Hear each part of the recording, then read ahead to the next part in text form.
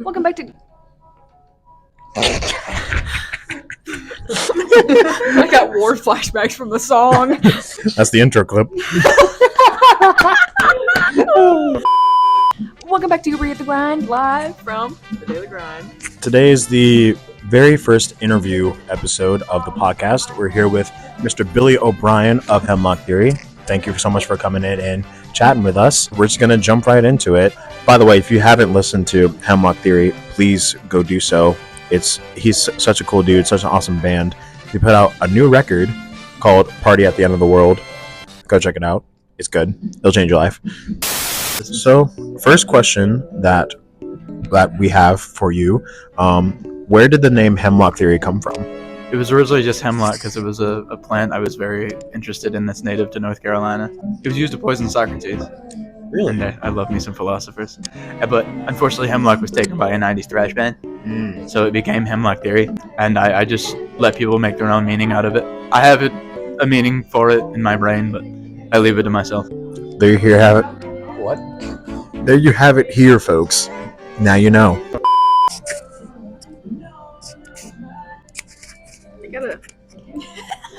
Are you feeding it to me? Why don't we go ahead and jump right into the committing to the bit part. As with any person who creates some sort of persona to put into the world, artists do it a lot, musicians do it a lot. Mm-hmm. There's some level of just absolutely committing to the bit that you have to do to like really be that character. And I just wanted to know like what kind of process you go through to like get into that character, like before you perform live. That's funky. I don't know. I just try to hype myself up in the car, obviously, before like driving to the venues. Make sure everything looks nice as far as dress goes, because I have a very specific apparel at shows. So there's always an overshirt, there's always a hat, there's always very specific. Other than that, I don't really have a set process. I just sing to myself to get vocally ready, and yeah, that's about it. I mean, it's not really like a very specific process yet, but I feel like I should now. Is there like, is it difficult for you to like get into that like persona that you put out? No, I'm usually a bundle of chaos, so it just makes perfect sense. I know a lot of people have to like try to be the person that they're presenting to the world. Yeah, it does take some effort, because especially with like crowd work, I talk fast and kind of jankily, so I gotta be cognizant of how I speak, because it's just otherwise I'm just gonna sound like the squirrel from Hoodwinked. That is what I feel like I sound like to some people, because I have the speed, because both of my parents are northern, so they're both fast talkers, but I'm from here, which is full of like slower mumbly talkers, which is it's a janky combination. So I do have to be cognizant of that and basically like give myself speech therapy in my brain every so often.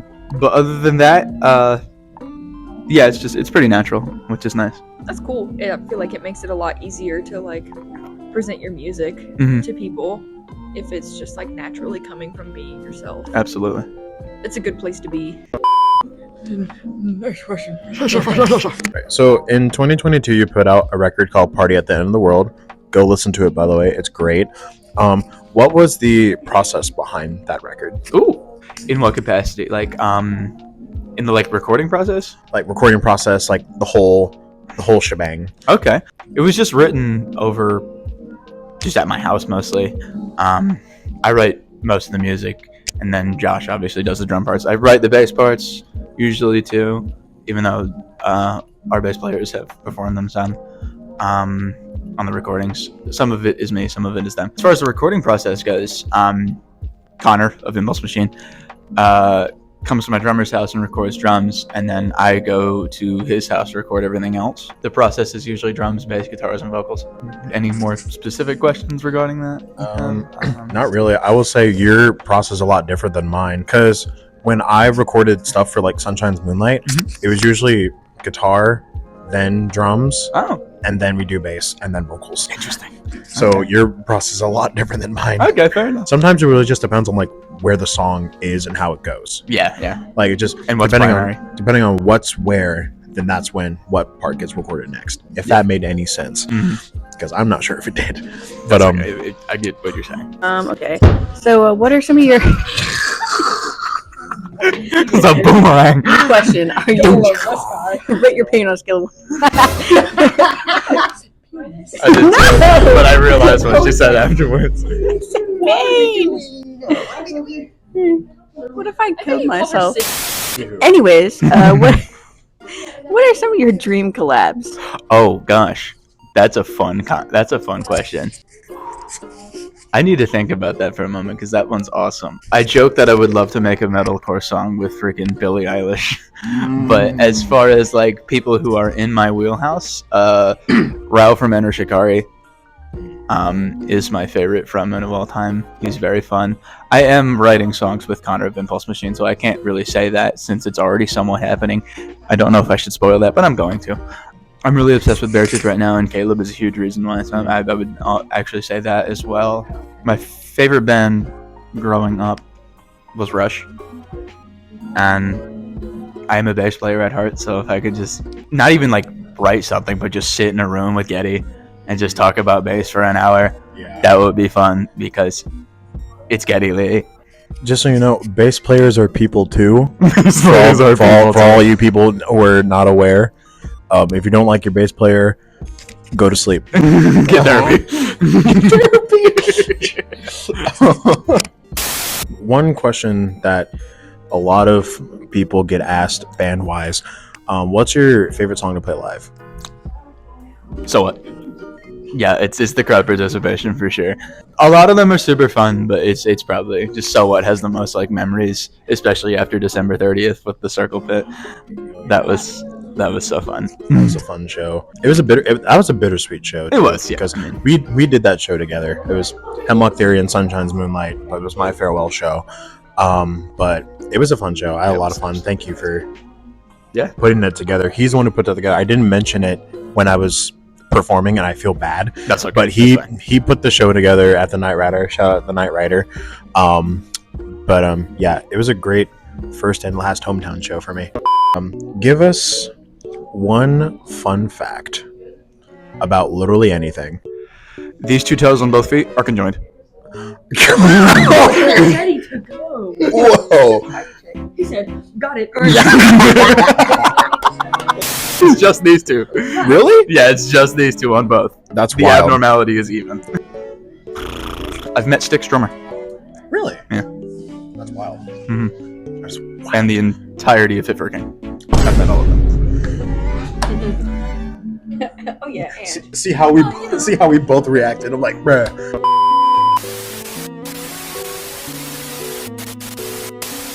While we're on the topic of Sleep Token, though, who on the circle listens to Sleep Token? Oh wow! Take It Back to Eden was most streamed album of the year, and also my favorite. Yes. Oh, that's another thing. I am shocked. Well, I'm not shocked, but like they got the most streamed metal album of 2023, beating Metallica. Yeah, that was about that's wild. That is absolutely wild. And like Metallica, they've been in the game for like 83. 83. I believe that's when Kill 'Em All was released. But while we're on the topic of Sleep Token, I want us to go around and say one of your favorite Sleep Token songs, if you have one. Mine, personally, as of right now, it's been The Love You Want from This Place Will Become Your Tomb. But my all-time would have to be The Offering, because that was my gateway to Sleep Token. Shout out Bluey for showing me that song a few years back. I don't think I have a favorite right now, but I haven't listened to some of their newer stuff yet. But like, I could just listen. I just like what I do is I just put like an album on and I just listen to all of them at the same time. Yes. I have a hard time. I just pick one. I just gotta listen to all of them. Mine, at least right now, is "Are You Really Okay?" Oh, I love that song. But before that, it was like Alkaline, I think. Alkaline's really good. Okay, I don't know how basic of a pick this is, but it's Rain. Rain is gorgeous. Mine is close, and then Sugar is also close. But Sugar. When I first listened to "Are You Really Okay?", like when the album like first dropped, the album being "Take Me Back to Eden," I was like, oh, okay, it's a good song. But then I listened to it again. I'm like, girl, It's the second It's always the It's a grower for sure. It was a grower for me as well. It was like bottom of my ranking initially, and now it's just. It's like one of those things. Like, yeah, you listen to the song, but have you listened to the song? It's one of those songs that you have to let linger. You have to let it linger. You have to let it linger tonight. We have things to do tonight, so I think it might be better if we just participated in group farting instead of group lingering. Yeah. We can get group farting out of the way at 6 p.m. Yes. And then the students will start showing up at 6:30. No context to that one. Yeah, I don't think there was context to that in the last episode. No, there's never context. You don't need True. Context. Exactly. Context is not needed. Exactly. You have to choose between group farting and group lingering. Gloop. Gloop lingering. Group lingering. I don't think I want to It has been group lingering for the past week now. We have to have group farting. I have an idea. Oh, where's he going? It's not well, it might not be a good idea, but Guy has left the frame. I'm not sure what's happening. A straw. Oh my goodness, we've got microphone handles.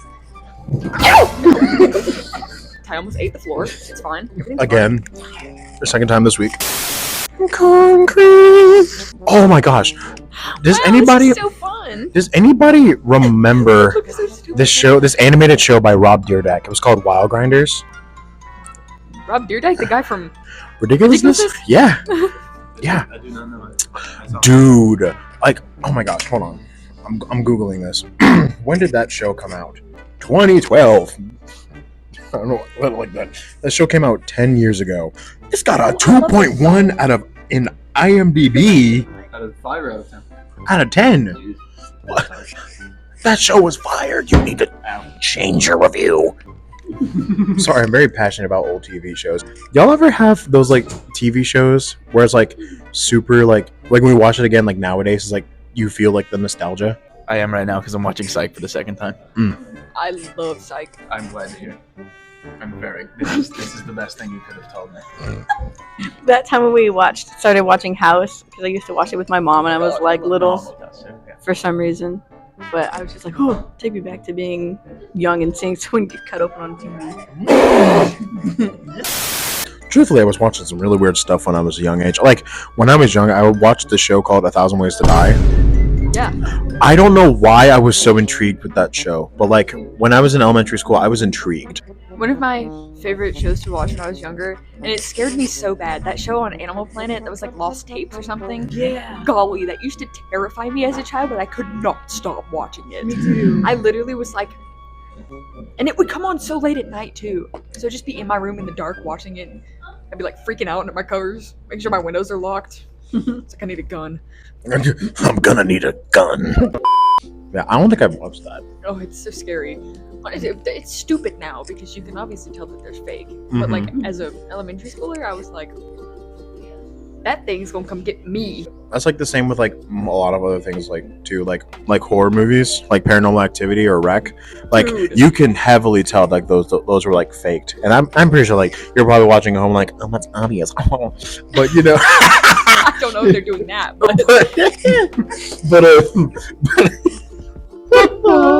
those movies are like, I don't know how I can watch this without thinking this is so stupid.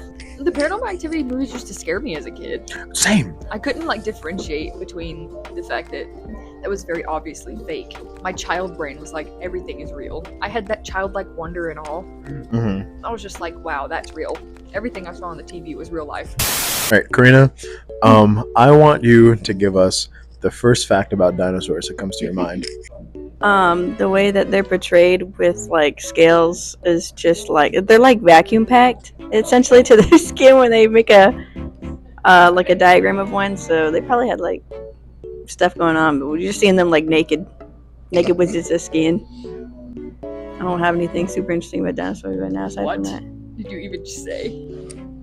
I don't know. You said I think they got like the scales and the portrayal and this, they're like naked and vacuum packed. They are, in summary, naked and vacuum packed. So the other day on TikTok, I saw a video that was talking about what dinosaurs would have actually sounded like, Mm-hmm. and I was like, wow, that's terrifying. I would probably pee myself if I ever Oh, heard yeah. that. I saw a TikTok earlier about how dinosaurs fossilized, and there's like this museum built around like an entire riverbank, where just there's like hundreds of fossils like lining the bank. I was like, please take me there. someone take me to the dinosaur fossilization museum. Pull up Ben Stiller on these kids. Wasn't he in the movie? Museum. Yeah. Thank you. Why are you looking at me like that? Because saying you're gonna pull a Ben Stiller on these kids sounds horrendous. What is that? Could mean so many things. Well, how about you get your mind out the gutter? How about I'm that? not in the gutter. Help me. The iPad kid. The iPad kid. Ty, help me. The iPad kid is coming to get me. I can't escape him. I can't escape the iPad kid. Ty, help me, please.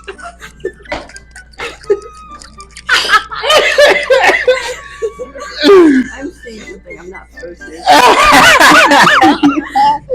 So, Ty took his B-reel of me yesterday. We were here yesterday, because when are we not here, first of all? Second of all, I was drawing something on my iPad, okay? Because I like to do that.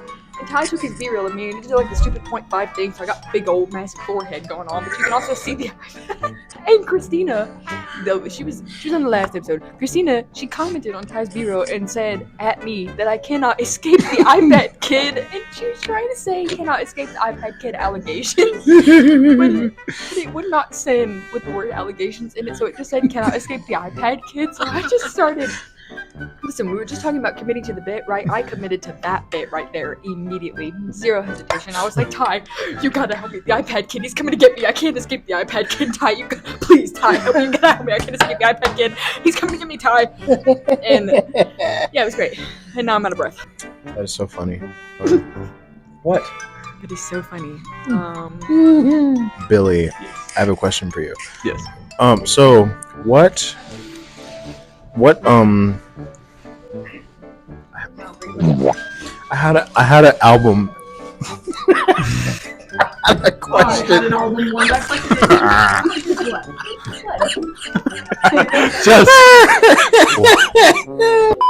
What were your favorite albums growing up and soon inspired Hemlock Theory? American Idiot is my favorite album of all time. Rumors by Fleetwood Mac is second. And then Rush's entire discography is third. And then in the modern sense, like, there's like so many things sprinkled in.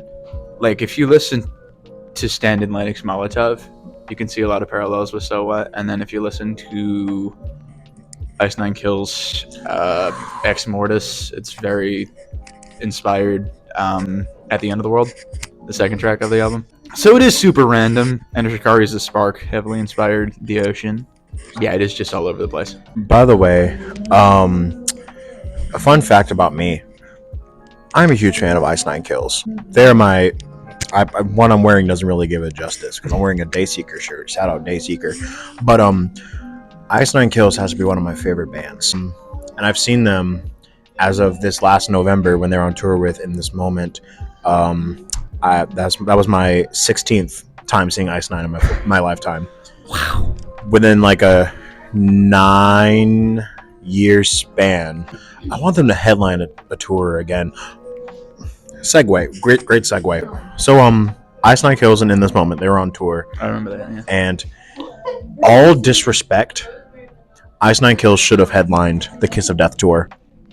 Because if I'm being real here, In This Moment has zero stage presence. Really? Yes. Like literally.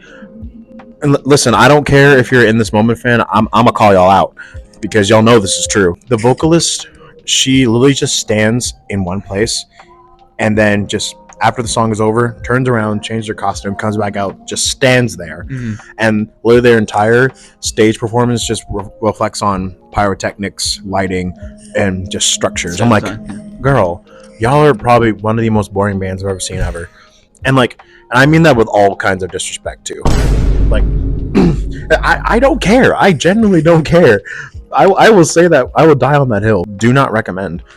But yeah, all that to say, Ice Nine should have headlined the Kiss of Death tour. And I will die on that hill. Thank you very much. I'll die right now.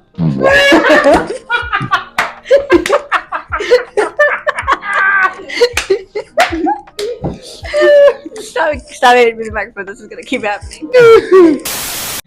Did you have any other questions for me? Oh yes, I have one more actually. What can we expect for as far as the future of Hemlock Theory? I'm trying to book as many shows as possible, and I'm trying to create a huge event for my hometown in Sanford, because Sanford doesn't get enough opportunities. It's not the most eventful city, but it can be. True. It's nice. As far as music goes, we're going to record an EP soon. That's 6 songs. And then we're going to keep writing and writing and writing. But we've already had plenty written out. Everything from like nice ballads to really probably the heaviest song we've ever written, and then an orchestra piece. As far as heavy goes, are we going to expect any zeros, any blasts? I don't normally do unclean vocals, so probably not the bleh, but plenty of zeros. Oh yes, gotta love some chuggy zeros. Am I right? Yes, we do. We all love it. Closing statements, closing remarks, closing prayers.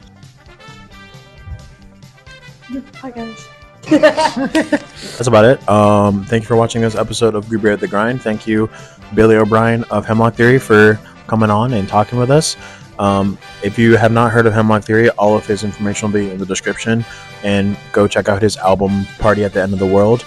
It's a very good album. I highly recommend.